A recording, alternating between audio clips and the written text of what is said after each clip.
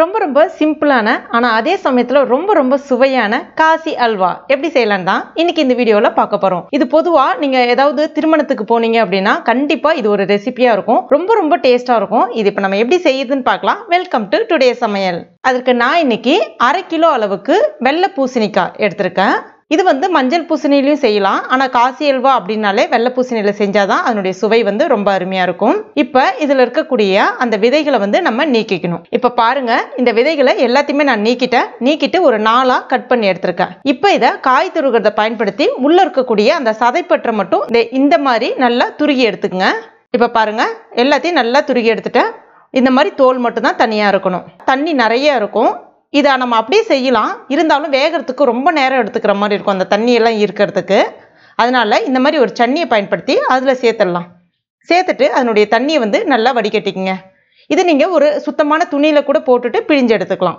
அதே சமயத்தில் ரொம்ப எல்லா தண்ணியுமே வந்து வடிகட்டிடாதீங்க, சுவை வந்து நல்லா இருக்காது. இப்போ எல்லா தண்ணியும் வடிகட்டியாச்சு, இது அப்படியே இருக்கட்டும். அதுக்கு அடுத்ததா ஒரு கடாயில 2 டீஸ்பூன் நெய் சேர்த்துக்குங்க. நெய் உருகி வந்த பிறகு ஒரு 10லேருந்து 15 முந்திரி பருப்பு சேர்த்துக்குங்க.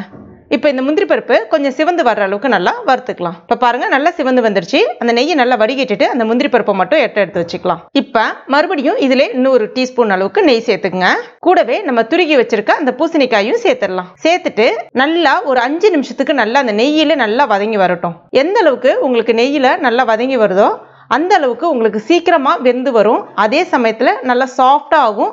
வாசனையும் நல்லா சூப்பரா இருக்கும். இப்ப பாருங்க, வதங்க அதுல இருக்கக்கூடிய தண்ணி எல்லாமே கொஞ்சமா இழுத்துட்டு இருக்கு. அதுல இருக்கக்கூடிய தண்ணியே வந்து போதுமான அளவா இருக்கும். மறுபடியும் ஒரு 5 நிமிஷத்துக்கு அப்படியே வச்சிருங்க. நல்லா வந்து சாஃப்டா வேகணும். சப்போஸ் உங்களுக்கு வேகாத மாதிரி இருக்குன்னா நம்ம அந்த பூசணிக்காவை பிழிஞ்ச தண்ணி இருக்கு இல்லையா, அந்த தண்ணி கூட நீங்க ஒரு 1/2 கிளாஸ் அளவுக்கு சேர்த்துட்டும் வேக வச்சுக்கிறதா இருந்தாலும் வேக வச்சுக்கலாம். அது வேகத்துக்குள்ள ஒரு சின்ன பவுல்ல ஒரு 2 டீஸ்பூன் அளவுக்கு தண்ணி சேர்த்துங்க. தண்ணி வந்து நல்லா சூடா இருக்கிற மாதிரி பார்த்துங்க. இப்போ இதுல கொஞ்சமா குங்குமப்பூ சேர்த்துக்கலாம். நல்ல கலர் கிடைக்கும்ன்றதுக்காக. குங்குமப்பூ இல்லை அப்படின்னா அதுக்கு பதிலாக கேசரி ஃபுட் கலர் இருக்கு இல்லையா, அது கூட நீங்க ஒரு 2 சொட்டு வந்து சேர்த்துக்கலாம். இது அப்படியே கொஞ்ச நேரம் இருக்கட்டும்.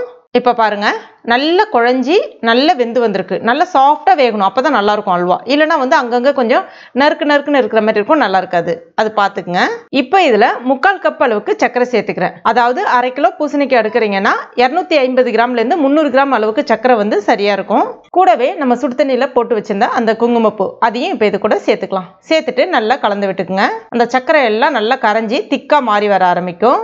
இப்போ இந்த ஸ்டேஜில் கொஞ்சமாக ஏலக்காய் பொடி சேர்த்துட்டு நல்லா கலந்து விட்டுங்க.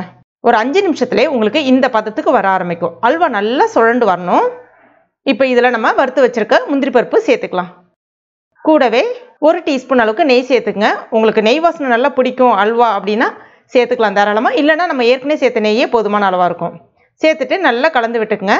இப்போ பாருங்க, நல்லா ஒட்டாமல் இந்த மாதிரி நல்லா சுழண்டு வரணும். இதுதான் வந்து அல்வா கன்சிஸ்டன்சி கரெக்டாக இருக்குன்னு அர்த்தம். அவ்வளோதான். பாருங்க, ரொம்ப சிம்பிளா நல்ல வாசனையா சூப்பரான காசி அல்வா ரெடி ஆயிடுச்சு. பார்க்கவே எவ்வளோ கலர்ஃபுல்லா சூப்பரா இருக்கு பாருங்க. நீங்களும் உங்க வீட்டில் ட்ரை பண்ணி பாருங்க. வாயில வச்ச உடனே அப்படியே கரைஞ்சி உள்ள இறங்க ஆரம்பிக்கும். ரொம்ப டேஸ்டியா இருக்கும். இதுல நீங்க வெள்ளை சர்க்கரைக்கு பதிலாக நாட்டு சர்க்கரையும் சேர்த்து தாராளமாக பயன்படுத்தலாம். அந்த மாதிரி சேர்த்து செய்யும் போது பார்த்தீங்கன்னா ரொம்ப ஆரோக்கியமானதாக அமையும். கண்டிப்பா நீங்களும் உங்க வீட்டில் ட்ரை பண்ணி பாருங்க. ட்ரை பண்ணிட்டு மறக்காம எனக்கு கமெண்ட் பண்ணுங்க. இந்த வீடியோ பிடிச்சிருந்தா லைக் பண்ணுங்க. உங்க நண்பர்கள் மற்றும் ஃபேமிலி மெம்பர்ஸ் கூடயும் மறக்காம ஷேர் பண்ணுங்க. மேலும் இது போன்ற டேஸ்டி ரெசிபிகளுக்கு நம்ம டுடே சமையல் இது வரைக்கும் நீங்க சப்ஸ்கிரைப் பண்ணாத நண்பர்களா இருந்தீங்கன்னா உடனே சப்ஸ்கிரைப் பண்ணீங்க. கூடவே மறக்காம அந்த பெல் நோட்டிஃபிகேஷன் சிம்பிளை பிரஸ் பண்ணீங்க. தேங்க்யூ.